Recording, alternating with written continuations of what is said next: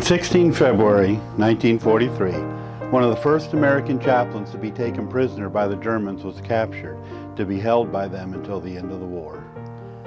That chaplain was Eugene L. Daniel. Chaplain Daniel joined ROTC in 1925 and was appointed cadet second lieutenant in 1929. He was commissioned second lieutenant in the U.S. Army in 1933 and served on active duty in the infantry until 1941. Daniel became a chaplain in 1941, serving until 1946, and was a prisoner of war from 1943 until 1945. He received a discharge from active duty in 1946 and retired from the Army Reserve in 1970. Chaplain Daniel was one of the first chaplains captured, taken by the German Afrika Korps in Tunisia, 16 February 1943. He stayed behind with wounded American and German soldiers when his unit was forced to withdraw. He was later awarded the Distinguished Service Cross for his action. Earlier, he had won a Silver Star in the assault on Algiers.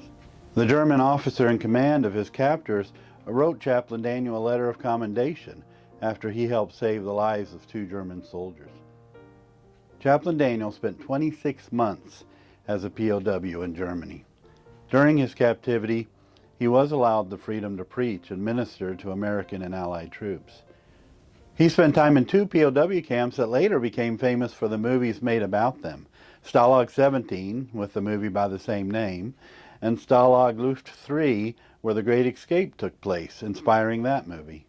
In 1993, Chaplain Daniel spoke to a high school class about his experiences. He would have been about 82 years old at the time, that being just 2 years before his death.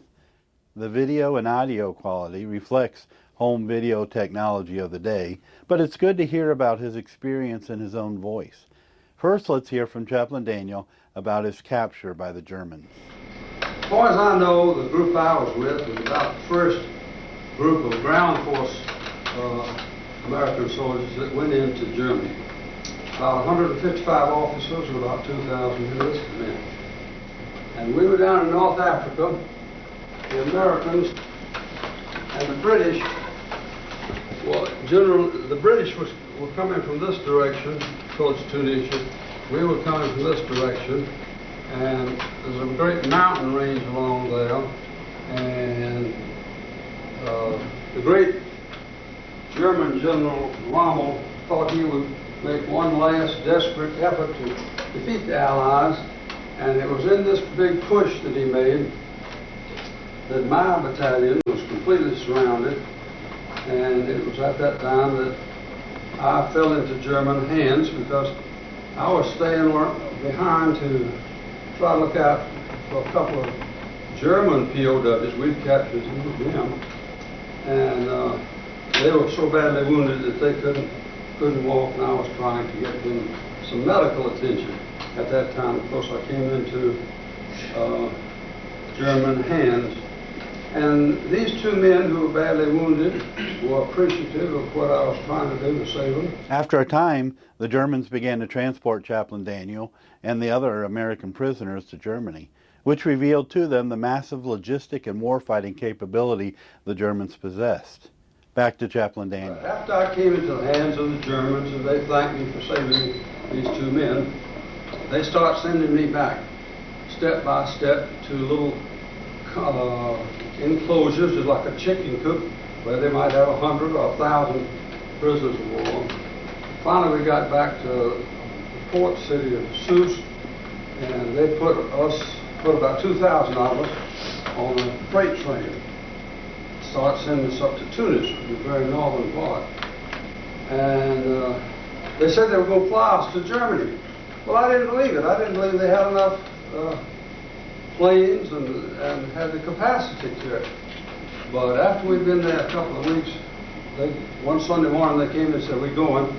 And we walked out to the airport at Tunis, and at that time, 100 German Ju-52s would hold about 20 men, start coming in, about 30 seconds apart, right flat on the airport, dirt airport at Tunis. And they made the American enlisted men unload the planes that had guns and ammunition on it. And as soon as they got the plane empty, they'd shoot it on back.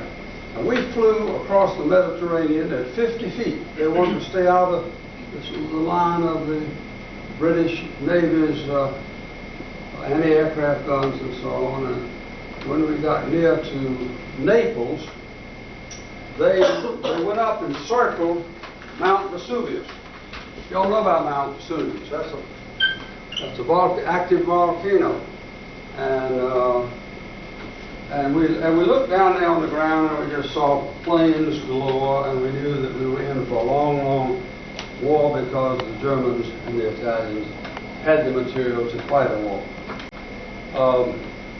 After we were there at a camp near Naples for about 2 weeks, they put us on a train, about 2,000 men, these box cars, which are called 48 cars, supposed to carry 40 men or 8 horses, and they put about 60 men in them. And we went on up through Italy and through the Brunner Pass in late February, early March, very cold, and finally got us to a camp near Munich. Once at what would be the first of many POW camps Chaplain Daniel was housed at, he became more familiar with life as a POW and what they might receive from the Red Cross and the YMCA. Well, it was there that we began to learn what prisoner of war life was like. We began to hear about and actually see the Red Cross parcels. Well, I don't know whether you know it or not, but prisoners of war were supposed to receive a parcel every week about the size of a shoebox that carried 11 pounds of food. Now, if we'd gotten one of those every week, we wouldn't have lost any weight. The fact that we didn't get them every week meant that I went down from about 170 to 115 with the shoes on. So we were delighted to have anything to help us out because the German ration was not enough to keep us going. And the YMCA was given permission by the Germans to get things related to religious life and recreation life to us. So we got a bunch of hymn books, a bunch of Bibles. They came through the channel of the International YMCA. Being moved again, Chaplain Daniel met some British chaplains. And so they moved us on up near Kassel. Well, that was the most amazing thing that I had ever seen. They took us out to a school outside of this town of Rotenburg. There were 21 chaplains, British chaplains in this place. And they rotated around preaching there. And when I got there, they said they'd heard their fellow preachers enough, they wanted me to do some of the preaching. So I started preaching to them. After a time, Chaplain Daniel thought that he should go back to the other POW camp where more American enlisted soldiers were, and asked the Germans if he could. They gave him permission and got him transport there. He was later transferred to Stalag Luft 3. Listen as he describes his experience with the Great Escape that happened there. And so after a while, I volunteered, or I offered to go back to this enlisted man's camp down near Munich. And to my surprise, really, that was granted me.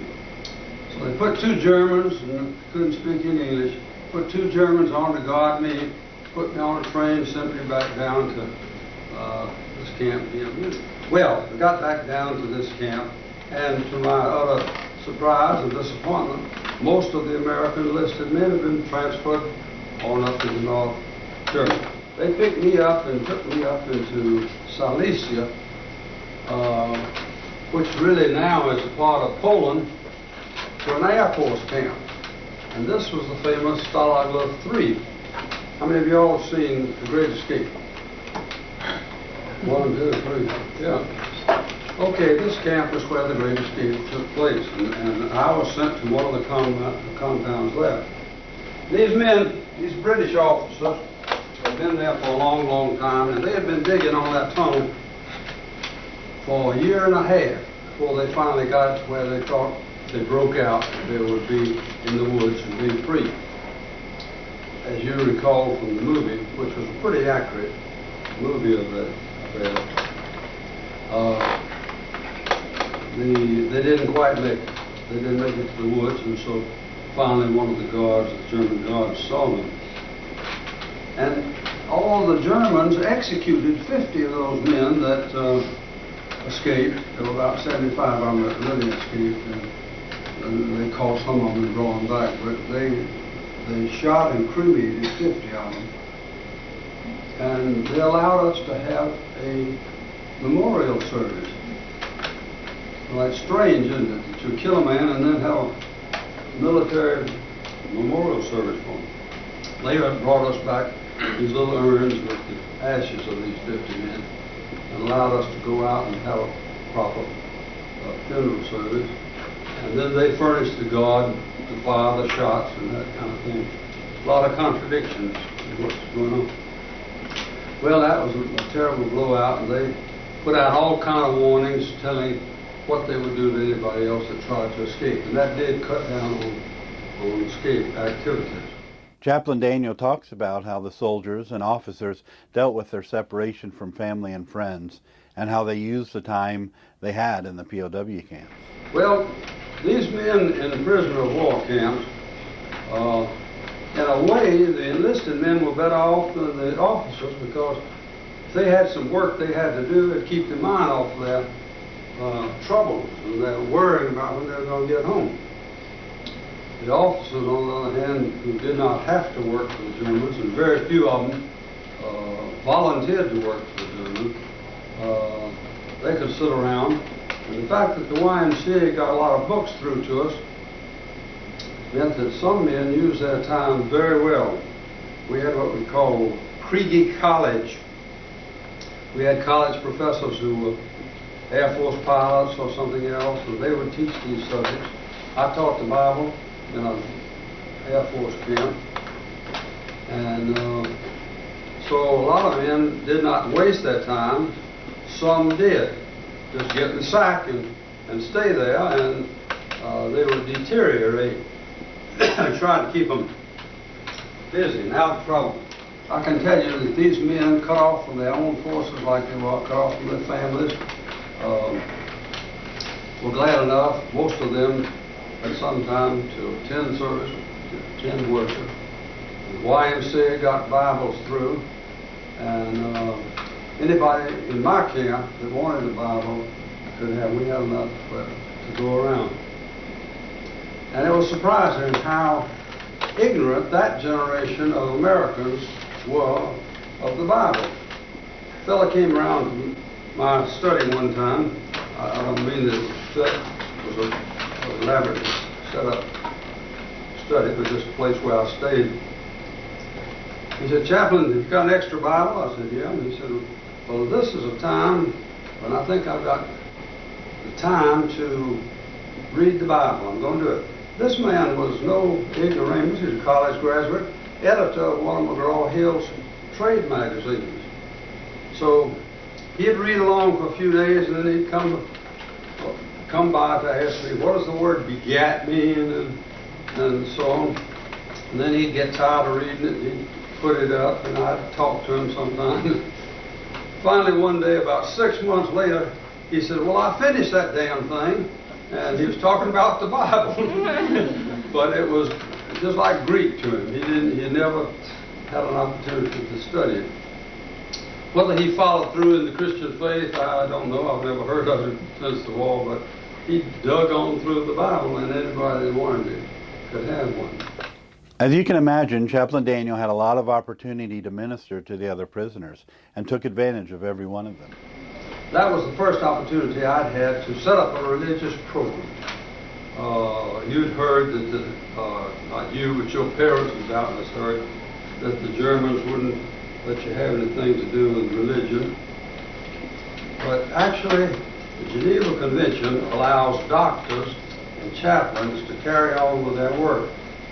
And you had to get permission to have a service, but they begrudgingly let you carry on. Not only did we have services on Sunday, but we could have Bible classes during the week. A German would come down and listen to what you're going to say. And they made me turn in sermon outline on Thursday, telling them what I was going to say. Then some English-speaking German would come down on Sunday morning and see if I was going to say the same thing that I told him I was going to say. And I baptized a number of men in camp and had an opportunity to talk to men about their faith. One of the students in the class where the home video was being filmed asked Chaplain Daniel how he kept his spirits up, having to help so many other prisoners with their hard times. So he shared some of his struggles, as well as some of the encouragement that he received. A chaplain better be in touch with the Lord and have a channel whereby he can gain strength through his faith and so on. If you didn't have it, you're out of luck. And let me say, I didn't always have it. Sometimes I was able to carry on, and I went ahead and preached whether I felt like it or not. And sometimes when my faith was strong, why, I think I was able to be of some help to some people. But it wasn't always that way. So, but, you know, I'm a man of faith, as I believe most of you are. And I believe that place in the Bible where it says, and we know that all things work together for good to those who love God, to those who are called according to His purpose. And I never doubted for a moment that what was happening to me and to these other people, if they would believe it, could be worked out in God's plan for my life. And I tell you, with all the things that happen to you in life, not only in warfare, but in civil life, you better work on your faith. You better be in good shape for the Lord. And that'll carry you through all the vicissitudes that come to you in life. Written before his release from his German captors, his Distinguished Service Cross citation reads, "The President of the United States of America, authorized by Act of Congress, July 9, 1918, takes pleasure in presenting the Distinguished Service Cross to First Lieutenant Chaplain Eugene Louis Daniel, United States Army, for extraordinary heroism in connection with military operations against an armed enemy while serving as chaplain with the 168th Infantry Regiment, 41st Infantry Division, in action against enemy forces on 17 February 1943 in the vicinity of Mount Lasota, Tunisia. During the withdrawal of the infantry battalion to which he was attached, Chaplain Daniel assisted in carrying litters bearing our and enemy wounded. When the withdrawing column became surrounded by the enemy and it was impossible to carry the wounded further, he directed the litter bearers and first aid men safely through the enemy lines and then returned to the wounded men to administer first aid, even though he knew this act meant certain capture or possible death. Chaplain Daniel's acts were entirely voluntary, and the bravery and heroism displayed reflect the highest traditions of his Corps. He has been missing in action since this operation.